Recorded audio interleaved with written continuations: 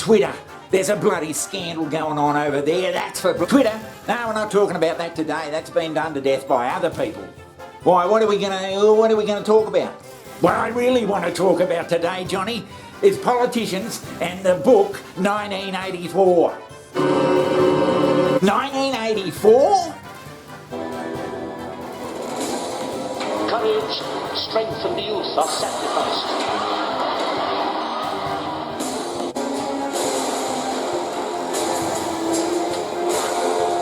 Believe me, Winston. It's very good.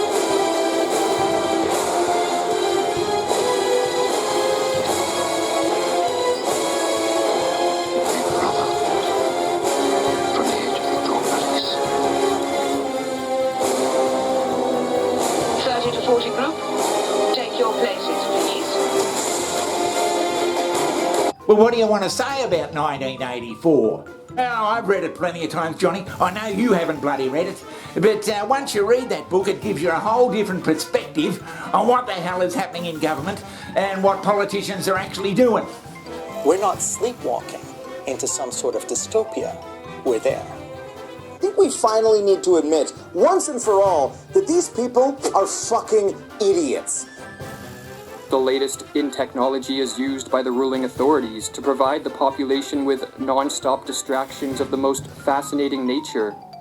The purpose of this readily available entertainment was twofold. Firstly, to ensure that the citizens did not pay attention to political and social realities. And secondly, to promote docility and stupidity, and thus create a population that cared little for freedom. Is something similar happening today? George Orwell's dystopian novel 1984 is a work of fiction, but much that is depicted in it reflects the political realities of many nations, past and present. Yeah, 1984. I reckon every politician, before they go into bloody parliament, should be forced to read George Orwell's 1984. Every politician. Now, today's politicians, Johnny, seem completely oblivious to what path they're leading society down. It's as if they've never read the book in the bloody first place. You mean it's part of the electoral process that they read 1984? And the average citizen becomes completely dependent on authority figures to feed him ideas, and thus is ready to assent to lies and to believe the most absurd things, so long as those in the political class deem it to be true. And they sit for some sort of an exam on it after it. Are you bloody serious? Just to show that they haven't bloody squibbed out and not read it at all. But nonetheless, that's what all the agendas are about at the moment. They're determined, though, to take control of everyone's lives, to micromanage every moment of everyone's day. I don't know, it seems a bloody hard task to me, Johnny, to get everybody to read 1984. Annihilation. The beginning of the end. While V for Vendetta and The Handmaid's Tale warned how easily our rights could disappear in a crisis. And today's dystopian fiction continues to reflect modern anxieties about inequality, climate change, government power, and global epidemics.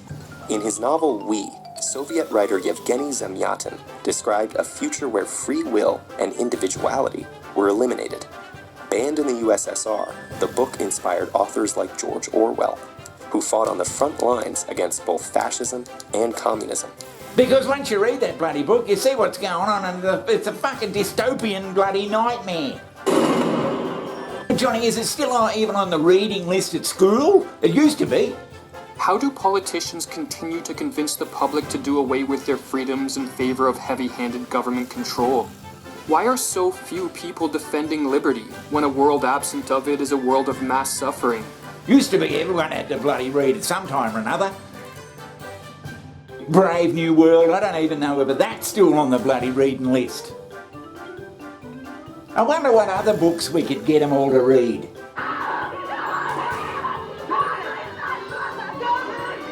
How do you do, sir? How do you do? But Johnny, what if they don't want to read it? What if they refuse to read it? If they don't read it, Johnny, well, they'll just have to bloody read it. In fact, The more I think about it, if they don't want to bloody read it, we should threaten them with bloody jail terms, or locking them up, or lockdowns. Lockdowns for the politicians until they read 1984. A jail sentence? Isn't that the sort of stuff we're trying to avoid? Yeah, that's what I'm saying. Oh, Johnny, that sounds like bullshit. Come on.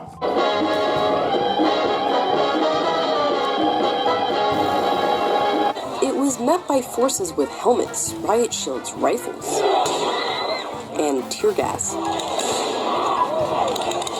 The authorities here were a mix of police and military.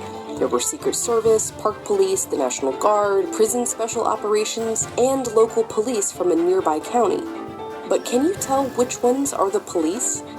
If it's hard to tell, it's these guys, by the way. Have a listen to this bloke.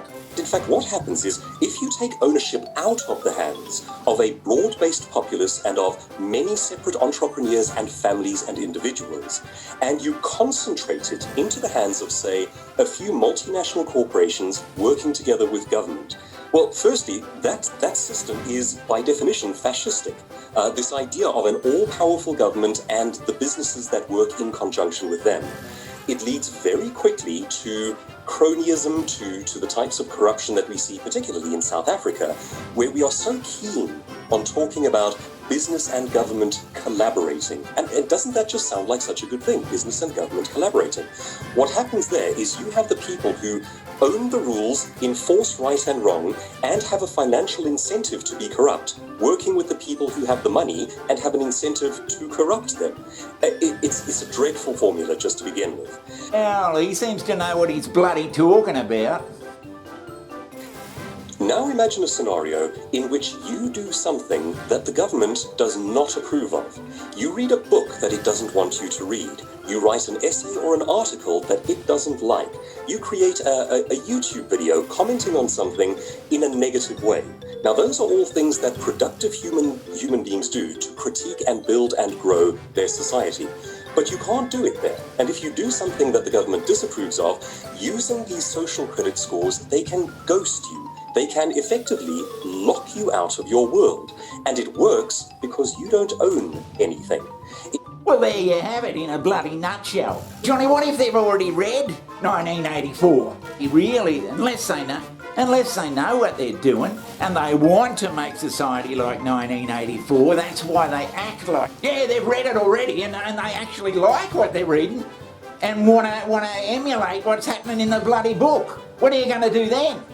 And they just want to bloody enact the things that they see happening in 1984. Could that be bloody possible? Instead of respect for reason, open dialogue, freedom of speech, and individual and property rights, political systems across the world are becoming increasingly authoritarian. Deceptions and lies, manipulation and propaganda, fear-mongering and psychological operations are all being used to justify political actions and policies that destroy life. We're up shit creek if that's the case then. That's why they're doing it, because they're fans of the bloody book, maybe, Johnny.